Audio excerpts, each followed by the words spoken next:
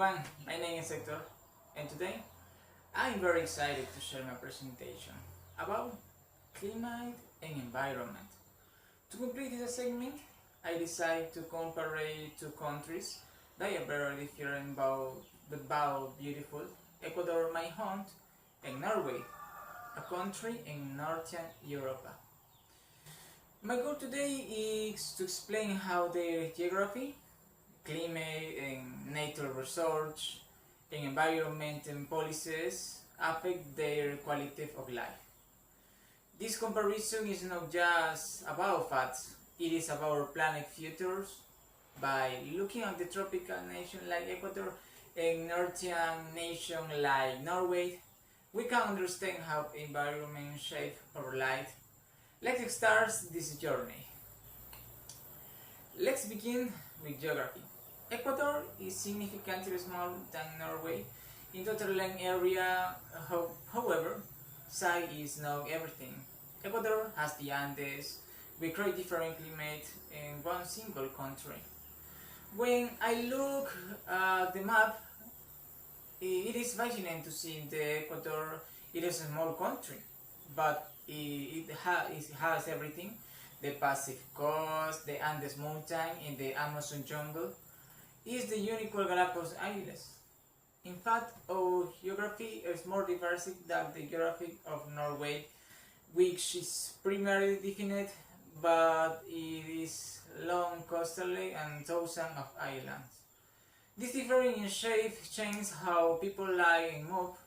For example, in Norway, boats are like buses, but in Ecuador, we really more of car and buses to travel over the more town's landscape.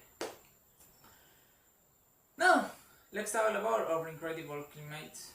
Because of the Andes, Ecuador has many microclimates. We have a very humid tropical climate on the coast, subtropical southern near the mountains, and of course the coast. High altitude climate in the Andes. This means that you can experience different seasons in just a few hours of travel. Ecuador's climate variety is more experienced than the climate of Norway. In Norway, the weather is mostly dominated by cold temperatures and long winters, while in Ecuador we have a unique combination of heat and rain and mountains cold that is more varied than what you find in Northern Europe. We can compare Quito, which is high in the mountains, with a city in Norway like Oslo. Quito is 18 meters above sea levels, and its weather is considered at the spring all years. On the other hand, Oslo is much colder. Also consider the Amazon region in Ecuador. It is very hot and humid. If we compare this to a place in Norway like Tromsø, which is further north the mountains, the contrast is incredible. A good friend of mine traveled to Norway once told my fascinating story. He said that in the winter in some cities there are only 4 hours of sunlight. He told me, Hector, it is dark so early than July of the middle night. The experience is different from the sun we have in Ecuador. We are 11 hours of light every single day. For many, living in Ecuador is better than living in place with little sun because our nature lights makes us feel more energetic. However, some people in Norway think that their cold climate is more refreshing. That the tropical heat of Santo Domingo, when we look at the geography, our mountains are more rugged the most part of Ecuador, but our mountains are as impressive of the Norwegian way, Fjords. We can say the climate in Ecuador is more stable than the climate in Norway, which changes dramatically between seasons. Next, I want to talk about natural resources. Both countries are lucky, but they use the differently. Let's talk about oil. Norway extracts significant amount of oil from the North Sea, and their only production is more systematic than in Ecuador. They have very modern technology to extract all the oils without the magic of the ocean. In Ecuador we also rely on oil, but our production is less efficient than in Norway because our structure is older. Let's go deeper into a specific records. In Ecuador is world famous for bananas and cacao. Our soil is more fertile than the soil is cold north. This allows us to grow for the year round. Norway, conversely, cannot grow the tropical fruits. However, Norway has a massive amount of marine records. Their fishing industry is more productive than ours because they use high-tech fish to catch fishing in the North Sea. Another resource is water. Ecuador has incredible water records because of rivers of the Amazon. I believe that our fresh water is more precious than oil because the world will need water to survive in the future. Norway also has a lot of water and they use for hydroelectric power. Their use of the energy are more advanced than ours. At the power almost their entire country with clean water. Ecuador is mega diverse country. We have more specific of beers and plants in a small area than in almost any other place on Earth. In contrast, Norway has a more uniform environment, focusing on the sea. This means that our responsibility in Ecuador is greater than responsibility in Norway, because if we lose our biodiversity, the whole world lost a treasure. It is a big challenge for us to balance the oil money with the health of the jungle. I think that Ecuador could manage its natural resources with the same technology as Norway.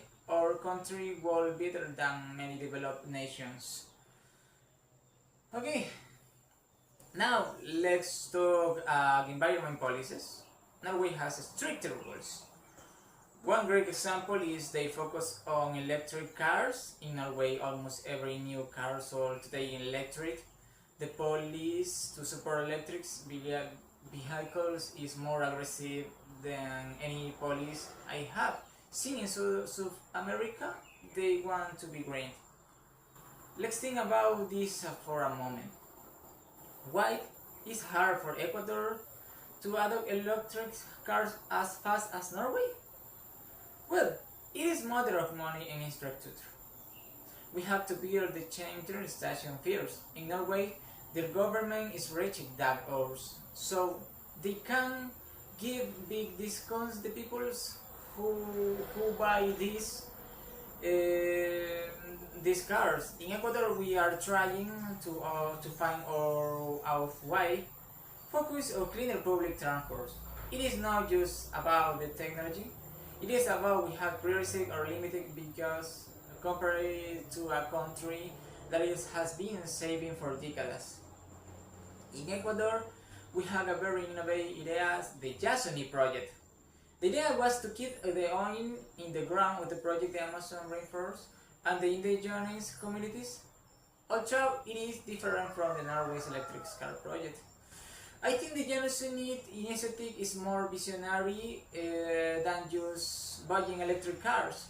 It is the correct way to save a forest. Also, consider recycling. In Norway, the recycling system is more efficient than the system in Ecuador, but in Ecuador we have the rights of nature in our constitutions, which is better than the simple recycling laws because its legacy project the entire ecosystem.